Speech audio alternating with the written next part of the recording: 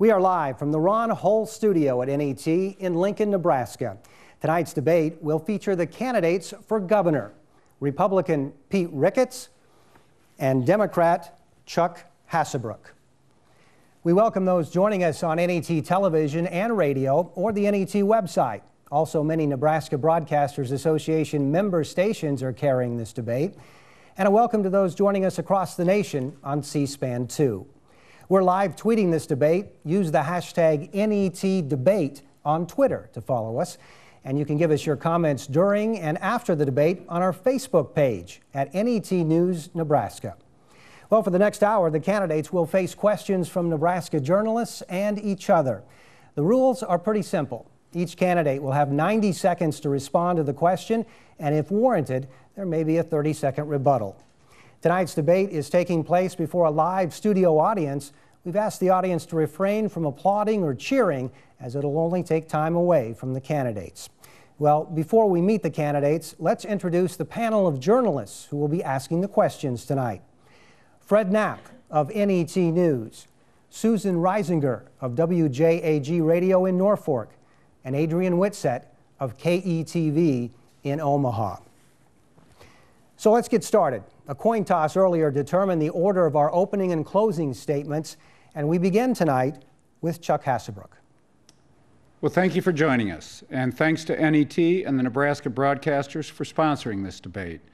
I would also like to say a special word of thanks to the love of my life and my wife, Kate, and our sons, Anton and Peter, for joining us, as well as my running mate, Jane Raybould.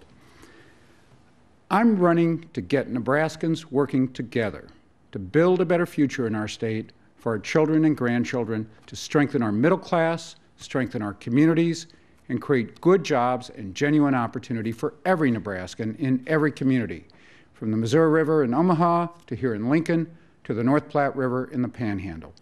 We are one Nebraska, and our state can only achieve its full potential if every one of our neighbors has the opportunity to achieve theirs, whether they live across the street or across the state. And that's been my life's work, helping 10,000 small businesses at the Center for Rural Affairs and making college affordable to working students at the University of Nebraska on the Board of Regents. And now we have the opening statement from Pete Ricketts. Well, thank you very much, Dennis, for moderating tonight, and to the members of the media for asking the questions. I'd also like to thank my lovely wife, Suzanne, and family, without whose love and support, none of this would be possible. My family's from Nebraska City. My mom's dad was a farmer. My dad's dad was a carpenter. My mom was a public school teacher. And my dad started a small Nebraska business when I was 13 years old. In high school, there was about a dozen people there. And when I returned after business school, about 150 people. And I helped grow that small Nebraska business. And today, Ameritrade employs over 2,000 people here in Nebraska. And we were able to do that because we figured out ways to deliver our services in a better way. And we have that same opportunity at state government. And that's what I'll do as your governor. I'll use my real-world business experience to make government work better for the citizens of Nebraska. I put together detailed plans for how we can have property tax relief for all Nebraskans, grow jobs, and improve educational outcomes for all of our kids. That's what I'll do as governor, and I look forward to earning your vote. All right, thank you. Now that the candidates have made their opening statements, it's time for questions from our panel of journalists. We're going to begin with Fred Knapp of NET News with a question for Mr. Ricketts. Good evening.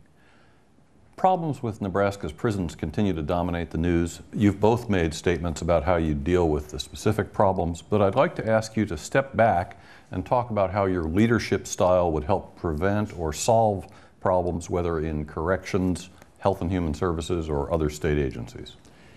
Fred, thank you for that question, because you really hit on something that is a bigger picture about the bigger picture issue about this, which is how do we change the culture in state government? You know, as an outsider looking in, it seems to me in the Department of Corrections, we had a culture where people were afraid to talk to their bosses and give them bad news. And so what we have to do is bring about cultural change, not only in the Department of Corrections, but throughout state government. And that's going to require new leadership. So whether it's the Department of Corrections or HHS, I'll do a national job search to find that talent that will come in and help bring about that change. We need that new leadership. We also need to put in new systems in place to be able to help do the things we do better. For instance, with regard to doing the prison calculations. Software might have helped avoid some of this there. Maybe an email going out to the people who needed to know about what those prison sentences were. That would be one way that we can help change the system.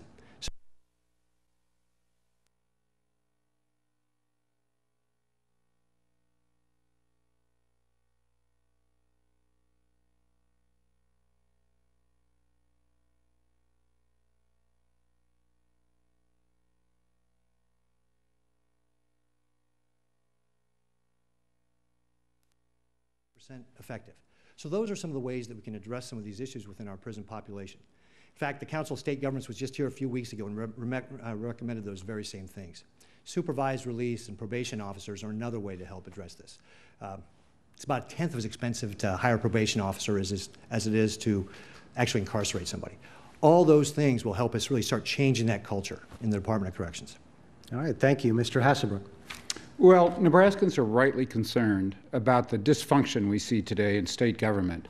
Our Department of Health and Human Services is failing to protect our most vulnerable Nebraskans. We've been repaying tens of millions of dollars at the expense of Nebraska taxpayers to the federal government because of failure to follow federal rules. In the Department of Corrections, we've released some of the most dangerous criminals before they finish their sentences, even after their record in prison demonstrates that they're a threat to public safety. We've released them to prey on our families, innocent Nebraskans, and 4 Omahans are dead as a result. As governor, the buck will stop at my desk. I will take responsibility. I will be an active, engaged, hands-on governor. I'll pay attention, I'll ask tough questions, and I'll hold people, and I'll hold people, and I'll hold people, and I'll hold people, and I'll hold people, and I'll hold people, and I'll hold people. And we are having some problems with this broadcast from the Nebraska governor's race. We will see if we can try to fix this problem. In the meantime, we'll take a look at the Kansas Senate race and some of the debate from there. Actually, it looks like we do have this broadcast back. Again, back to the Nebraska governor's race. It's mental health courts and veteran courts, because those are more effective alternatives for folks who just need some help getting their lives on track. But one thing will stop when I'm governor, and that is we are going to stop releasing dangerous criminals to prey on Nebraskans. Thank you, Mr. HASSELBROOK. Our next question comes from Susan Reisinger of WJAG Radio, and Mr. HASSELBROOK will answer first. The state of Nebraska ended the fiscal year with a cash reserve balance of more than $700 million. How much do you think should be in that rainy day fund, and what would you like to do with the balance? Well, that cash reserve fund is critical because I served in an elected position for 18 years on the University of Nebraska budget, and I went through 3 budget downturns. And one of the things I learned is that sound fiscal management includes saving money in the good times so you can get through the tough times when the budgets go south. So we need to keep a healthy financial reserve. I think anything we use that financial reserve for today should not be an ongoing expenditure. We have to keep that in place for the long term, and then there may be some critical one-time expenditures that we need to make. For example, it may be necessary for us to make investments in additional prison space, particularly treatment space, for prisoners with drug addictions, for prisoners with mental health problems, and we need to have funds in place to make those kinds of critical one-time investments. So I'm not going to draw down that rainy day fund on ongoing expenditures that we're not going to be able to sustain, because sound, conservative fiscal management requires that in the good times, like we have now, you don't just blow it all to live for today. You save it for the long term so you can sustain state government, sustain critical investments in our future through the tough times. Mr. Ricketts? Yeah, this is one of the things where I would like to work with the unicameral to come up with what that right number is. I do think that it's overfunded right now. And in fact, I would think somewhere less than $700 million, maybe closer to $500 million might be more appropriate. But I want to work as a partner with the unicameral to establish that. And the way I want to return that is back to the taxpayers. They're the ones that paid the bills in the first place. And I think this is where you're going to see kind of contrast between myself and my opponent. I believe those taxpayer dollars should be returned to the taxpayers when it's possible. And in fact, I put together a property tax relief plan that calls for putting more money into the property tax relief plan, specifically to give that sales and income tax relief back to the citizens of Nebraska that will benefit all property owners. And so that is one of the opportunities that we would have to be able to return those tax dollars back to the citizens of Nebraska, to be able to return that to them to get property tax relief. Because as I've traveled around the state, that is absolutely the #1 issue people talk to me about is property taxes. Whether you're talking to a farmer or a rancher or an Omaha, it's about property tax relief, and so that'll be my #1 priority, to work with the unicameral to establish that. Adrian Whitsett of KETV has our next question directed first toward Mr. Ricketts. The use of tax increment financing for economic development projects has reportedly gone up exponentially since the mid-90s now to today.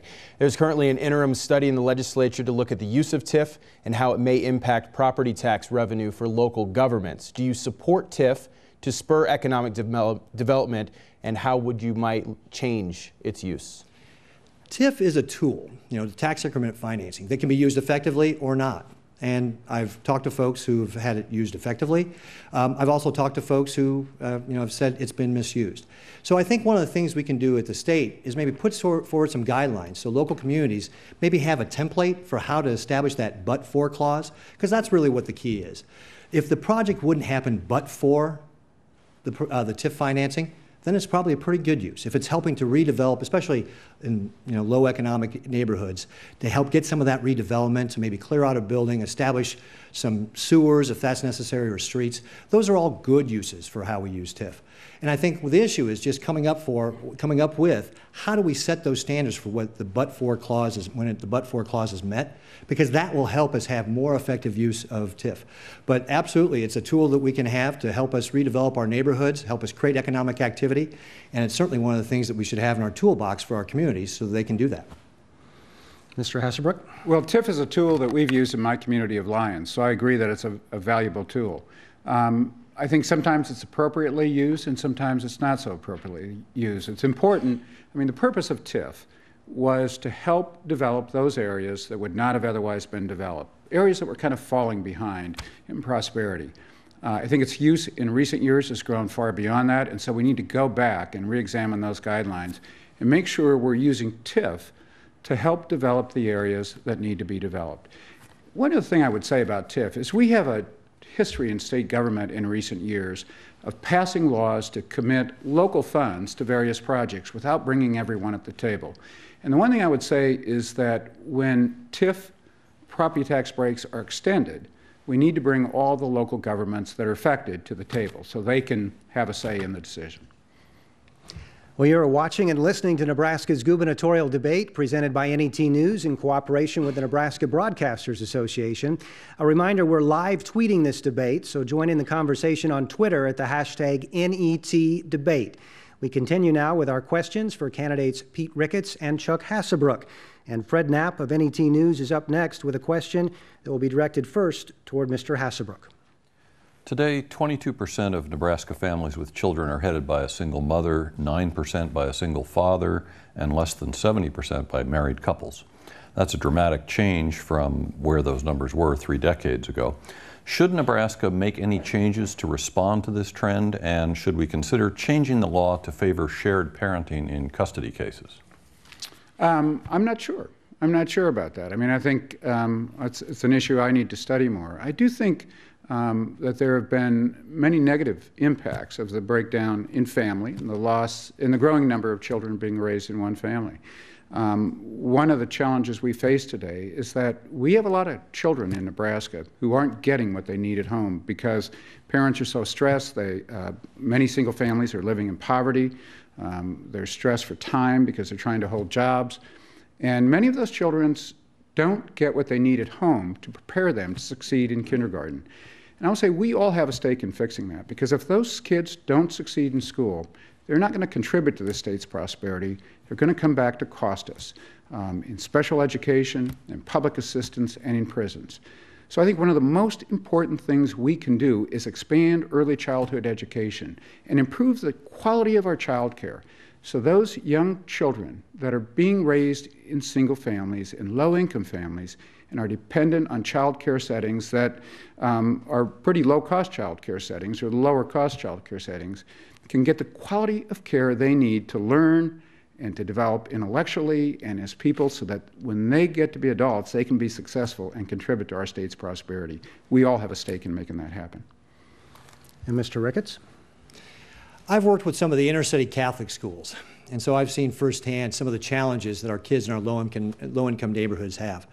You know, oftentimes when a child comes to school, kindergarten, they haven't been read to, so they start behind that way. Sometimes there are nutritional needs, sometimes there's counseling needs. And I've seen the struggles of single parents who are oftentimes really challenged to be able to help provide that schooling and do everything else they need to do, like their job and everything else in life. So it is a huge question that we face because it's one of the fundamental things that I think is driving a lot of the troubles that we might have in providing a kid a good education. You know, if a single parent's working, do they have time to spend the time with the child to do homework?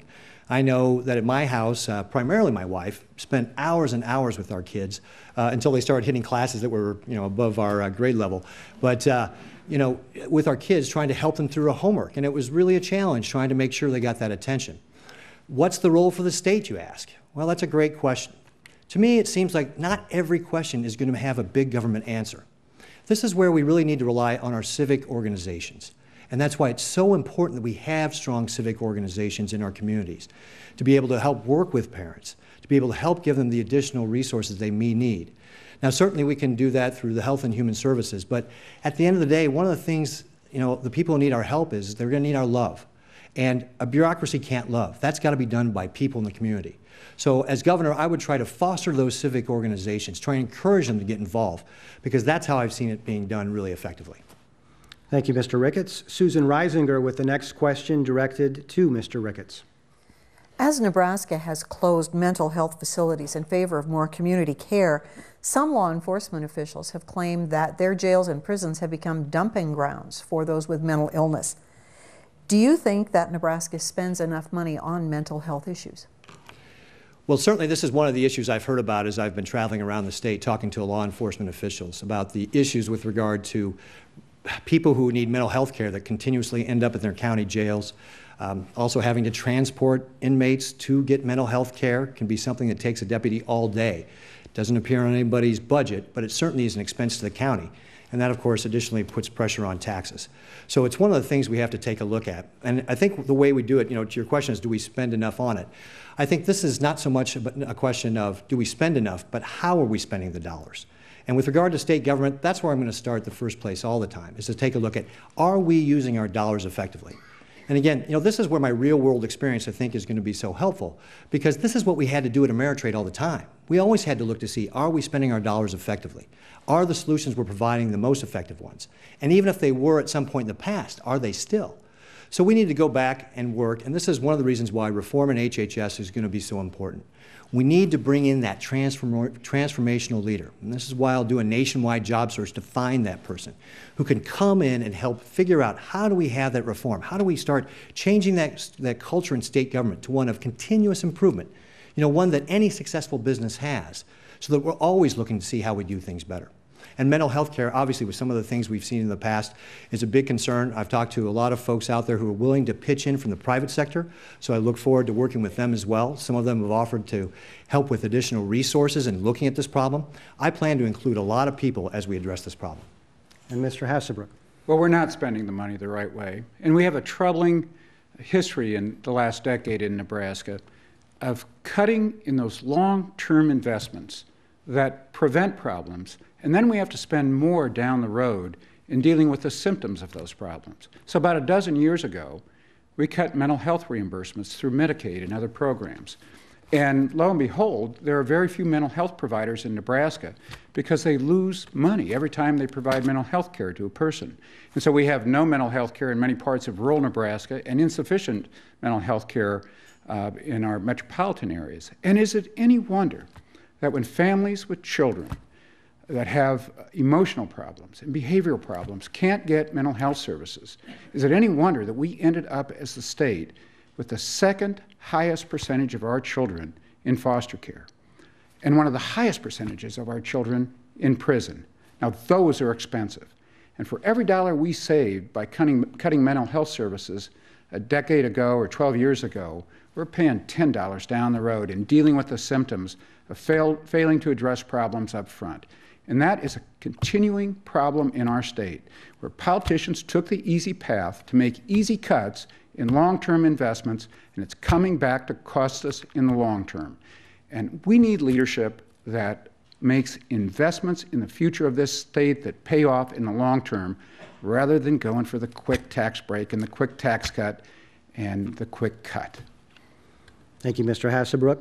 And our next question from Adrian Whitsett of KETV, directed to Mr. Hasselbrook. And Nebraska has recently started recruiting veterans from other states to come work here in our state. What would you do to retain Nebraska's veterans, and what more do you think the state can do to ensure their transition back into civilian life is a smooth one? Well, I think there's a number of things we need to do better for our veterans. This year, the legislature passed some tax provisions to soften the tax burdens on veterans who've retired from the military. But I find some other things that have happened in state government profoundly troubling in regards to how they treat our veterans. And again, it's quick buck savings at the expense of people who've sacrificed their lives, or at least risked their lives and sacrificed their emotional health. For example, I stopped at Goodwill Industries in Grand Island recently, and I learned that they provide employment support services to people with mental illness, and they can provide those services and be funded through Medicaid to provide them to people with schizophrenia or bipolar disease or what have you. But our state unilaterally decided, or arbitrarily decided, that post-traumatic stress syndrome is not a mental illness for purposes of providing employment support services. And that is just wrong. It's just wrong economically, it's wrong budgetarily, because when we enable, first of all, we owe better to our veterans. But when we make it possible for them to hold jobs, it's good for all of us. It saves money for all of us, it makes our state stronger, and it makes our economy stronger. So when I'm governor, I'm not going to make shortcuts like that at the expense of our veterans who sacrificed and who've risked their lives and their emotional health. Mr. Ricketts. At Ameritrade, when I was the chief operating officer, we benefited tremendously from veterans who retired and came to work for us. In fact, when I was there, the gentleman who was running my new accounts department was a retired Air Force lieutenant colonel. The gentleman who was running my training department was a retired Air Force colonel. And the gentleman who was running my back office operations was a former Marine major. And in fact, that last gentleman is still there running all the operations. All those folks started actually at an entry level and quickly worked their way up into management because of the skills and experience and training they received in the military. And so we want to make sure we retain those folks. And right now, frankly, we're asking them to leave our state. I met with a veterans group just a few weeks ago, and they were telling me about some of the issues that they face when they're trying to live here in Nebraska. The taxes are one of them. We're one of a handful of states that actually taxes military retirement benefits. We made a step last session, but frankly, I had a veteran tell me it was a slap in the face to him because he had already retired, and the tax package we passed only covered future retiring veterans. That's one of the things that we have to address going forward in our future, because these are folks who have sacrificed so much for our country. We need to take care of them. And you know, as I was talking to the veterans, they're really kind of a humble group. They're not asking for a lot. A lot of them just want to know that they're appreciated. You know, one of the veterans told me, you know, down in Florida, they put something on my license plate. They give me discounts on hunting permits. You know, things like that that could be so easy for us to do at the state to show our appreciation is one of the things that we have to do here in Nebraska to create an environment that is more friendly to veterans. And certainly, again, at Ameritrade, we greatly benefited from that. This is the Nebraska Gubernatorial Debate presented by NET News in cooperation with the Nebraska Broadcasters Association. I'm NET News Director Dennis Kellogg, your moderator. Joining me are journalists Fred Knapp of NET News, Susan Reisinger of WJAG Radio in Norfolk, and Adrian Whitsett of KETV in Omaha. We're talking with the candidates for governor, Democrat Chuck Hasselbrook and Republican Pete Ricketts.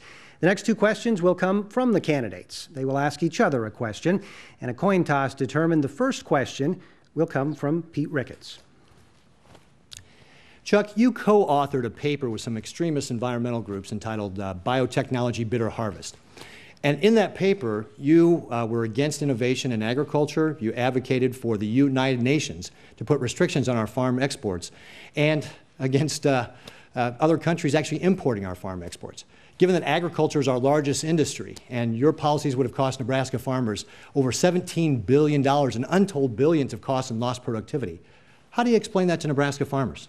Well, Pete, actually, I never advocated restrictions on export of genetically engineered crops. In fact, I was shocked and never approved having my name put on that report. I'd written a few paragraphs to provide some input on the impact on farming practices and, frankly, on family farming. And unbeknownst to me, the report came out with my name on it and a recommendation that I had never supported. But let's set the record straight. Look at my whole record on biotechnology and on agricultural research and on all agricultural policy. I have a very strong record of advocating for biotechnological research that strengthens our family farms and ranches, that worked for them to help them reduce cost and become more competitive and improve their incomes. And I was very strong on this. And we had an issue at the University of Nebraska when I was on the Board of Regents, where biotechnology developed at the University of Nebraska, and I supported development of the technology. It improved weed control for farmers. But the university, without approval of the board, or it didn't need the approval of the board, though, sold the exclusive right for that patent to Monsanto Corporation, which already had a monopoly on the most important gene for herbicide tolerance in crops and to use in weed control.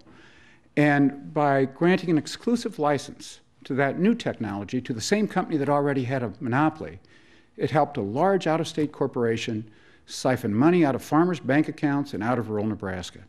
So I've been a strong fighter for biotechnological research, but biotechnological research that supports our family farms and ranches, not helps large out-of-state corporations take money from them. And now it's time for Mr. HASSELBROOK to ask Mr. Ricketts a question. Pete, while you were leading the Platt Institute, it testified for a tax plan that cut taxes on CEOs and financial corporations like yours, while raising them on 8 in 10 Nebraskans by taxing prescription drugs, hospital rooms, students' dormitory rooms, and farmers' seed, fertilizer, chemicals, and equipment. Then almost a year later, when you were running for governor, you tried to cover it up. How can middle-class Nebraskans trust you to work for them when you have a track record of working against them? Well, as Chuck knows, what he just said is not true, and he knows it's not true. We actually covered this in the last debate. The Platt Institute is an organization, it's a nonprofit, that writes papers, academic papers. And it actually is something as a fiscally conservative free market. And I'm very interested in their ideas because it's about trying to develop ideas that will reduce taxes and spending here in the state. And that's a good thing. Now, I didn't agree with every tenet of every paper that came out. And certainly what Chuck is referring to is LB 405 and 406, which I've come out strongly against because that bill had some critical flaws. It taxed the inputs of farmers and ranchers, and that would have been devastating to our two biggest industries. And so I've been very much against that. And one of the things that a lot of people may not know about me is that I had a very middle-class upbringing. You know, when the success that occurred at Ameritrade, the growth, really happened after I joined the firm many years later. And so growing up, you know, when the oven door broke, we had to prop a chair against it because that's what you did till you had the money to pay. The dishwashers in the house were me and my siblings. You know, I used the earnings from my first paper route to be able to buy a 10-speed Huffy bicycle. So those are the things that I think that most middle-class Nebraska families go through. They understand that they've got a budget and they've got to live on that budget, and that's the way I was raised. And that's the way I'll treat your tax dollars when I'm governor. What I'll do is make sure that we treat those tax dollars like they belong to you because they do. We need to spend them very, very carefully, and I'll be a good steward of your tax dollars. Back now to our questions from our panel of Nebraska journalists. Up next is Fred Knapp of NET News with a question for Mr. Ricketts. We received a lot of input from the public suggesting questions about marijuana. Colorado's legalization has resulted in uneven enforcement of the laws in western Nebraska, with some counties sharply increasing spending on enforcement, while others are much less strict. Should the state devote more resources to enforcement, and what role should changing public opinion on this subject play in determining Nebraska's laws in the future? Well, certainly as I've talked to law enforcement officials in the western part of our state, I've heard the exact same thing, Fred, you just described with regard to the problems it's creating on our border with Colorado. Sheriff Jensen was saying he had 4 murders in Sydney, and they don't really have that. One of them was over $150 worth of marijuana. So the change in Colorado's law is absolutely impacting us here. And as governor, I'll work with those county sheriffs and the state patrol to make sure that we figure out how we can coordinate better with this Colorado State Patrol, what additional resources may be necessary, and how we get those resources. But it actually points up a great thing on what a bad idea legalizing marijuana is. It's one of the things that ought not to have happened in Colorado. Obviously, they're free to do what they want. But we here in the state have to look at our alternatives as well about how we deal with it. They're impacting us here. And as governor, I'll be a strong advocate for our folks here in the state, pushing back on Colorado and the things they've done that are hurting Nebraskans. And so we've got a variety of different things we can pursue with regard to perhaps legal cases. Certainly working better with Colorado State Patrol is another opportunity for us. But this is one of the things that is going to be a real problem for years to come until Colorado undoes their marijuana law. And certainly when it comes to that here in the state, I will oppose any attempt to do that. It's a dangerous drug that ought to be tested by the FDA before anybody's allowed to use it, and that has not happened. And so I will absolutely resist any attempt to do that here in Nebraska. Mr. HASSELBROOK. Well, I oppose following Colorado in legalizing marijuana, and I oppose it in part because the scientific evidence is pretty strong that marijuana use, particularly by adolescents, leads to detrimental effects on their intellectual development, on their cognitive development, and I think we need to oppose that. I'm against the legalization of marijuana. With respect to the Colorado border, I think we need to look at how we handle cases of people possessing marijuana coming across the border. It's put an extreme burden on some of our local police departments, and maybe what we need to look at is changing the penalty structure so we put heavier fines on folks bringing marijuana into our state to help cover those law enforcement costs. I think that's one way we can start dealing with the burdens that's putting on our local law enforcement groups. But I do want to say one thing about Pete's last answer about, when the Platt Institute goes in and testifies for a bill, that they're just putting ideas out there. Well, I have to tell you, I have the transcript from that hearing, and when they asked for the first proponent of the legislation, you know who came up first? The Platt Institute. And in fact, according to an article in the Lincoln Journal-Star, instead of being actual honest think tanks, the Platt Institute and affiliated groups in other states work for billionaire funders and push an extreme agenda that most benefits those at the very top level of income. That's not a think tank. That's an advocacy group who's working against the interest of the middle class. I want to take just a moment to shift a little bit, as part of Fred's question had to do with changing public opinion on the subject of marijuana, and what should that play in lawmaking? Should we be paying attention to what the public wants when it comes to marijuana laws? I don't think either of you really addressed that, so 30 seconds each, beginning with Mr. Ricketts for that part of the question. Well, as I said, as governor, I will be an advocate against legalizing marijuana here, and I think the governor has as a bully put, has the office to be able to do that.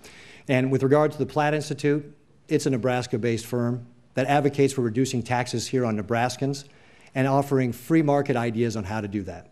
As I said, I don't agree with all the tenets in it, but it's meant to start a discussion. My opponent, on the other hand, works for a true activist organization and has advocated actually against the farming policies that would have helped grow Nebraska. And so I think there's a very different contrast here in these two different organizations. Mr. HASSELBROOK, I'll go back to you on the topic of marijuana. Well, we must always consider public opinion and public policy. But as leaders, we also have to have a moral core where there are certain principles that we believe in and that we will stand for even when they're unpopular, and I will do that. And as far as my record, the Nebraska Farmers Union and presidents or board chairs of the commodity organizations and boards for every one of the 5 major Nebraska commodities, beef, pork, corn, soybeans, and wheat, have endorsed me in this race. Surely can't be anti-agriculture. All right, we're going to move on. Susan Reisinger of WJAG Radio has a question directed first towards Mr. HASSELBROOK. North Omaha has the nation's highest child poverty rate for any U.S. black metropolitan area. Fremont is enforcing a housing ordinance aimed at immigrants who come into this country illegally. Nebraska is the only state to deny driver's licenses to the children of such immigrants, and in Norfolk, a 4th of July parade resulted in claims of racism. Do you see Nebraska as a diversity-friendly state? Why or why not? Well, I think we're a diversity-friendly state in many respects, but we have some challenges that we need to address. I mean, I find it troubling that of the 50 states, 49 of those states, but not Nebraska, provide driver's licenses to young people who were brought here as infants or children by their parents as undocumented immigrants. Now, I deeply respect American law, and a fundamental principle of American law is that we hold people culpable and accountable only for actions over which they have influence or control. And to punish these young people by denying them a driver's license violates the fundamental core principle of American law. And it's also not in the best interest of every Nebraskan, because, you know, we spend the money to educate these young people, to get them through high school. And then we say that if you want to get a job and drive to work and give something back, you have to move to Iowa or Kansas or South Dakota. What sense does that make? So we do have some problems in this state that we need to address. I don't think Nebraskans are anti-diversity, but I think we've had a problem in leadership in this state where we haven't had the leaders to step up and provide leadership to stand for fairness and justice for every Nebraskans. And in North Omaha, the most important thing we can do there is to create good jobs and to help every child growing up in North Omaha have the chance to start kindergarten prepared to succeed. That's not happening now. That's why we need to expand our investment in early childhood education. And Mr. Ricketts. The Nebraskans I know are diversity friendly. Now, does that mean we can't always be improving? Absolutely. We always will be trying to improve on this issue. The issue with regard to North Omaha that you mentioned, again, education is the great equalizer there. We can get a child a great education. That's the pathway to success. That's the way, that greatest gift that we can give them to help them have the future they deserve. And that's why I've worked with the inner city Catholic schools to help do that. And that's where you see a lot of this outreach to be able to help, where we can help people get that education, because that's so important. We're also a welcoming nation from immigration standpoint. I mean, we're all immigrants in one way or another. But we're also a nation of laws. And that's where you're going to see a big difference between myself and my opponent. My opponent believes in giving taxpayer benefits to illegal immigrants. I don't believe it's fair or right. It's certainly not fair to the taxpayers who are paying those taxes that expect them to go to people who are here legally. And it's not fair to the people who are trying to go through the process legally to come to this country. I was talking to a gentleman, and his son-in-law was from Guatemala, and they're trying to get him to be a U.S. citizen. It's a long process and expensive.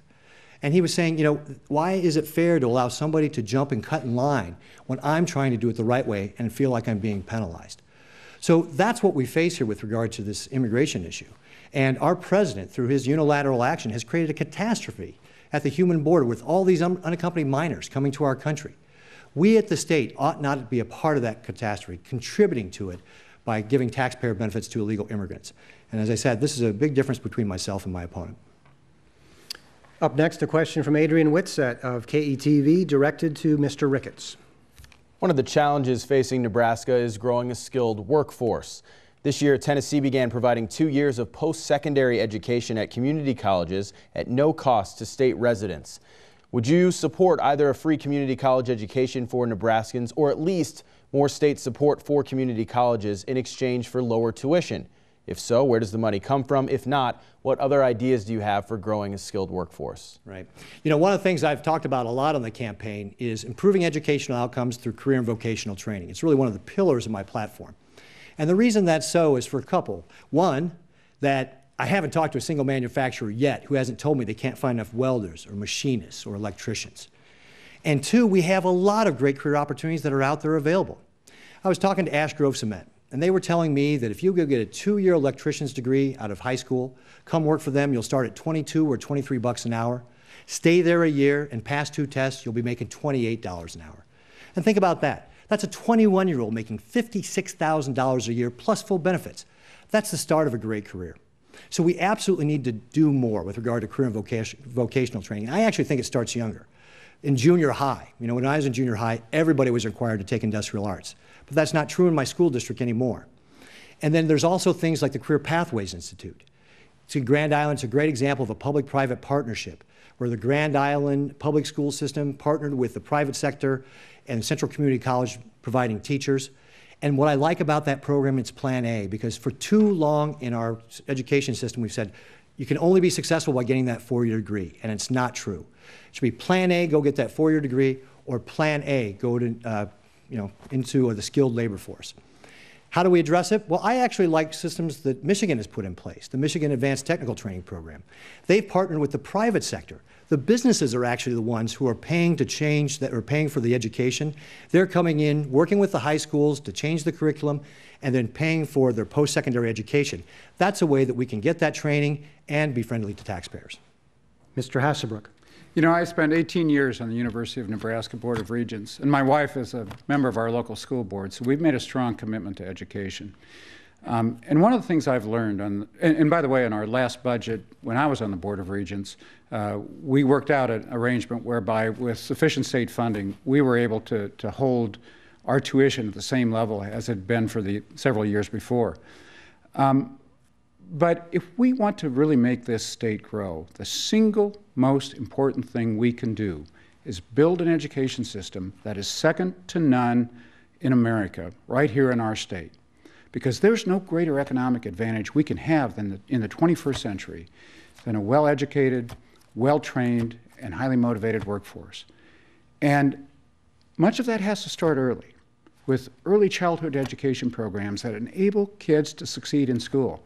Because in recent years, when in Omaha there's been efforts to move more low-income students into the community college, they've run into a problem in that they haven't been successful enough in school to compete in community college. So we both have to improve early childhood education so kids have a chance to succeed in school, and then we need to improve our technical education. Now, as far as community colleges, I would make the state a partner with our community colleges and schools in offering our juniors in high school the opportunity to spend half of their day taking community college courses in technical fields. We have some good programs doing that, but the state hasn't really helped. The leadership has to come from the local level, but the state can help by providing tuition assistance and other costs to help make that happen. Thank you, Mr. Hasselbrook. Well, you are watching and listening to the Nebraska Gubernatorial Debate presented by NET News in cooperation with the Nebraska Broadcasters Association. A reminder that you can follow the debate on Twitter at the hashtag NETDebate. Well, our next question comes from Fred Knapp of NET News, and Mr. Hasselbrook will answer first. The state has now confirmed that an average of 3 trains a week carrying Bakken crude oil are traveling from South Sioux City through Fremont and Lincoln to Rouleau by rail.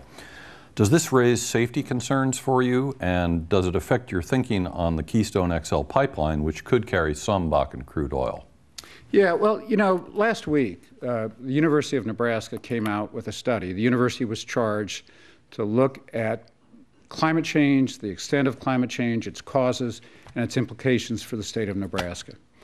And they released their report last week, and they said that the scientific debate about climate change and the extent to which burning fossil fuels is contributing, the scientific debate is over, because the scientific research is overwhelming that the use of fossil fuels is contributing to climate change. And we know that burning oil and developing oil in the tar sands region of Canada contributes far more to climate change than our own domestic crude oil sources. So that's one of the reasons I've opposed developing the Keystone Pipeline, because I believe we have a responsibility, a moral responsibility, to our children and grandchildren to step up and address this issue and not just live for today and pass the buck and the cost on to our children and grandchildren.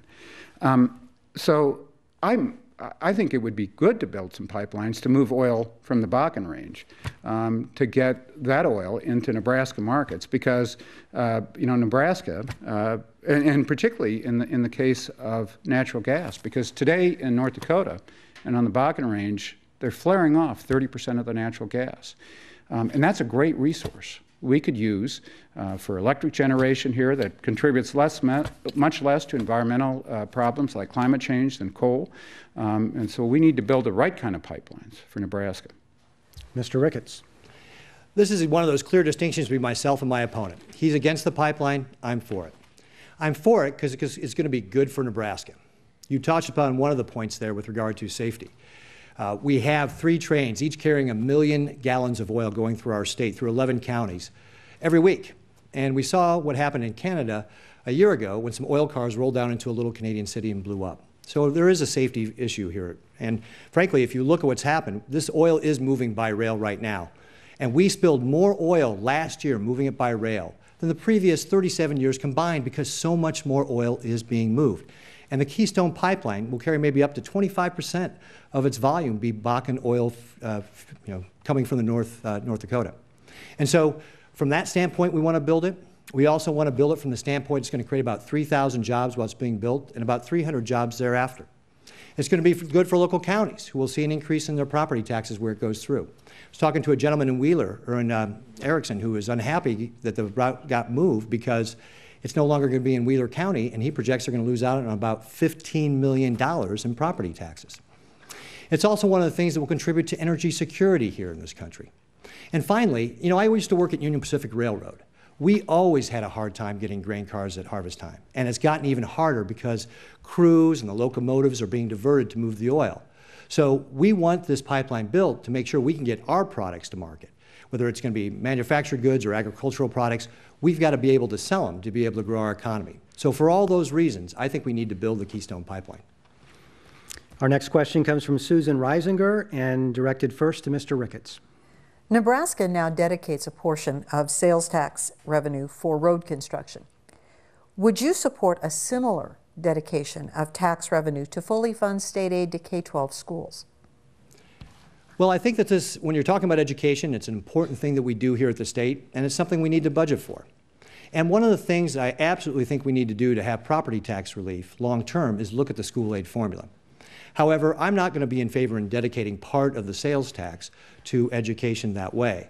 I think this is something that we need to work out through the unicameral in a give and take sort of way, because this is something that impacts a lot of different constituencies. You know, the school aid formula is very, very complex. I think my running mate has said that if you wrote it all out, it'd be 100 pages long. So we need to make it more transparent, simpler to understand.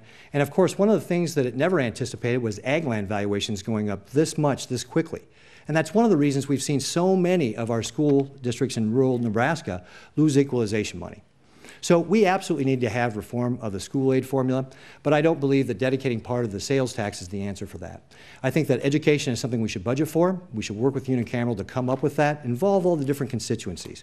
You know, just like you would in any business, you try to bring together all the experts to try and hammer out what that consensus would be. And something that, again, we can buy into all across the state, whether you're in an urban school district or a rural school district.